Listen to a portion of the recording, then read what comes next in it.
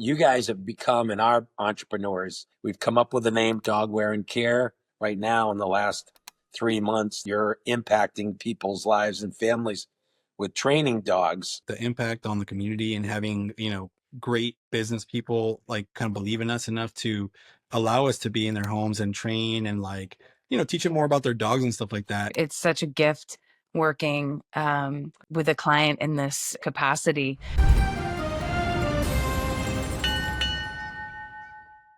How's it going, guys? Good. Almost at the 8-week mark with Mr. You're training Mr. for a friend of ours, autistic child, and you're having success. 8 weeks in, you're feeling like it's going to take how much longer? Yeah, we're at the 8-week mark with Mr. Wonderful, and Okay. he's about 5 months, just over 5 months now. So he's becoming more confident. We're also starting to expose him to more busy places, more distractions, more challenges. So we start to kind of peel back the layers with him. But, it will be a process because they're going back to Maine. So there's some work that will need to be done in Maine too. And the journey, is going to be at least a couple years. But one thing I've said in other videos is that more than 50% of the people, maybe 60, 70%, I took a course at Arizona State about entrepreneurship, is that they come from entrepreneurial families, people that start their own businesses.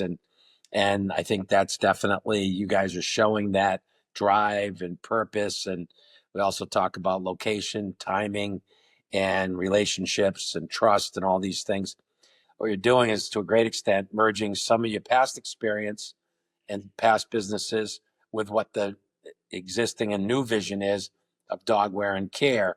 And today I was in Elliott, Maine, and I was walking through the pet store there at Elliott Commons, and made me think of you guys. And you may even be able to have sub spaces within spaces, and some of the relationships that you have and some of the relationships I have and some of these other things can bring that to the table. We've had two really big, great clients, honestly. And one of them is Mark Ferguson from Ferg's Sports Bar. Him and his family are really grateful for all of the work we've been putting in with his dog, because his dog, had severe biting issues. So we helped him with that. Caitlin was a big part of that rehab as well. And Caitlin, within the space that Ryan is in with the autism and stuff like that, she's been diving deep into that kind of stuff. Yeah. Yeah, that's been a whole Really, world that's been something that I've been really grateful to be a part of, because you just learn so much about how you need to communicate not only with a child, but with a child that is non-speaking. The more you can bring him out and give him his personality to come out into the home, into the community, and then for safety, the best the dog can help, and for assistance, and also improving the life of Ryan.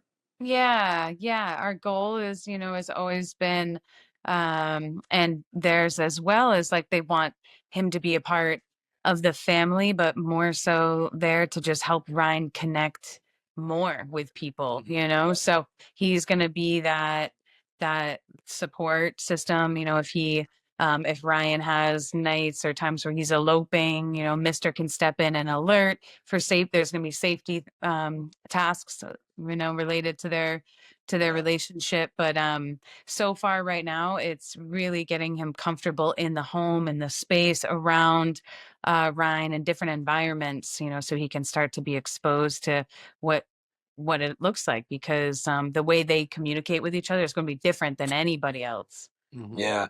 Well, and that any benefit you can bring will be worth it, right? We really want to focus on building a strong foundation with Mr. Wonderful on what it means to just be a respectful member of the family, and especially for Ryan. So he's 5 months, and as he gets older, he's going to get more confident, and we're going to be able to challenge him more, and he's going to be able to understand those challenges more. And so it's an ongoing process. He's in a new stage of his life, so we're taking it kind of 2 months at a time, 4 weeks intervals. And yeah, just like when it's almost like a concierge, like service dog.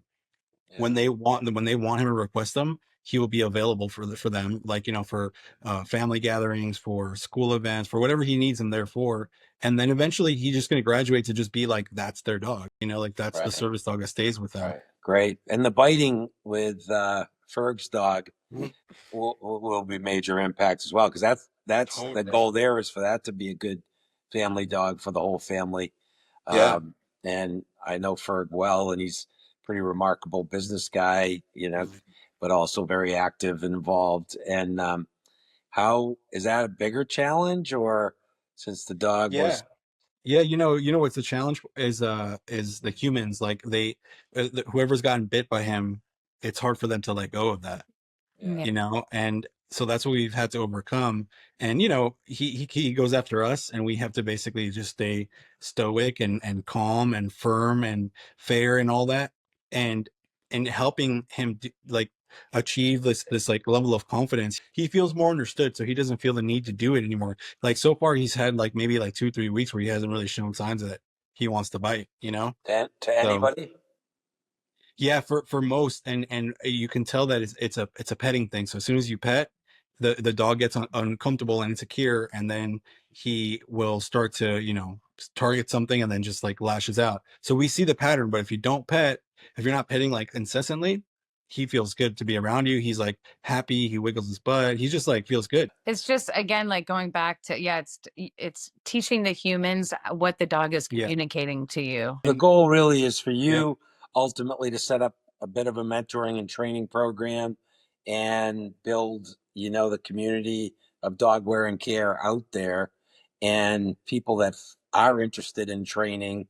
At some point you'll be ready to set up a system to train people, and then have them go back to their communities and potentially set up a dog wearing care. Yeah, we're passionate about that too. The education part to this is really important, and we enjoy doing it. Yeah. We like sharing the information.